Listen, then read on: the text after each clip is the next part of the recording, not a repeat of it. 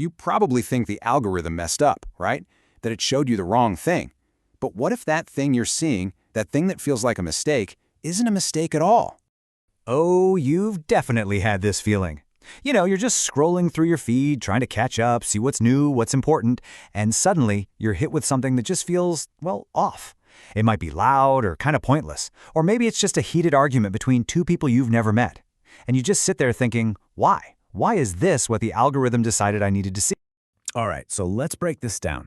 That feeling you get, it really comes from this massive gap between what you think the system is supposed to do and what it's actually built to do. And look, your assumption is totally reasonable. I mean, you open up an app, you go to a website, because you want to get informed, right? You want to see what's going on, what actually matters. Yeah. You're basically looking for the signal in all the noise. And you expect that the system is smart enough to sort through all that chaos and, bubble up the stuff that's actually important.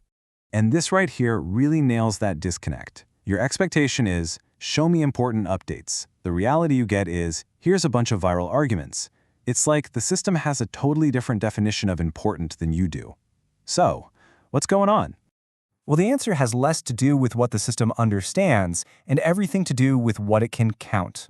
See, for any automated system to work, especially one that's dealing with millions of people, it has to have a super clear goal, a really specific, measurable objective. It needs a number that it can try to make go up.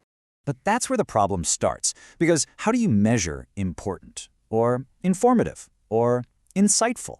I mean, these are complicated human ideas. They're subjective. You can't just slap a number on them and call it a day. So since the system can't directly measure a fuzzy concept like important, it does the next best thing. It finds a proxy. Think of it like a stand-in. It just picks something that is super easy to measure and basically crosses its fingers, hoping it's close enough to what you actually want. And what is that proxy? Well, 9 times out of 10, it's engagement. And why? Simple. Because every little thing you do, every click, like, share, comment, even just how many seconds you spend looking at something, all of that can be counted perfectly. It's the ideal metric for a system that's just trying to make a number go up. Okay, so what happens when you take a simple number like engagement and you make it the only goal for a massive, powerful AI system? Let's try a simple analogy to make this clear. Imagine your personal goal is to become more knowledgeable. It's a fantastic goal, right? But, just like important, it's pretty hard to measure. So, you decide to use a proxy metric, something easy to track, the number of books you read. Seems logical, doesn't it? I mean, reading more books should make you more knowledgeable, you'd think.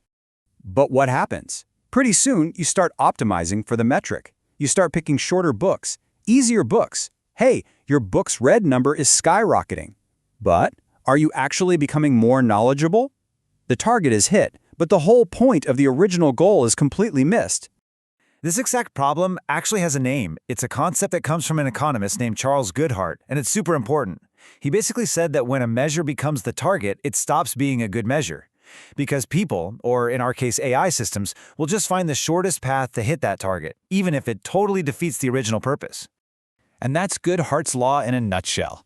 The moment you start putting pressure on a metric, the moment it becomes the goal, it just isn't a reliable indicator anymore.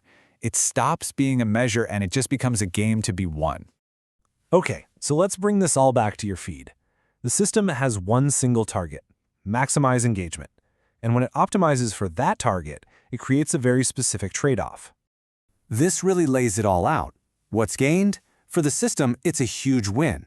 They get exactly what they wanted. More clicks, more activity, more of your time on the platform. But what's lost? Well, that's on your side. You lose the very things you showed up for: informational quality, relevance. It's a direct trade.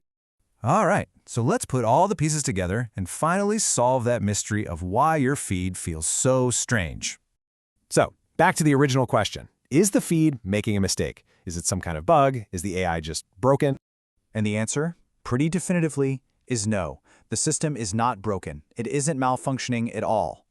Actually, it's doing the exact opposite. It is working perfectly. It is flawlessly hitting the very specific, very measurable goal that it was programmed to achieve. And we now know what that goal is. It's not to inform you. It's not to show you what's truly important. Its one single-minded goal is to get maximum engagement. And so it's always going to push up the content that gets the most reactions. The clicks, the comments, the shares, doesn't matter if it's high quality or relevant or not. So the big takeaway is this, that weird, off-putting stuff you see in your feed, it's not a sign that the system is failing. It's actually a sign that it's succeeding. The AI didn't make a mistake. It simply followed the metric. And when you understand that, everything about your feed starts to make a whole lot more sense.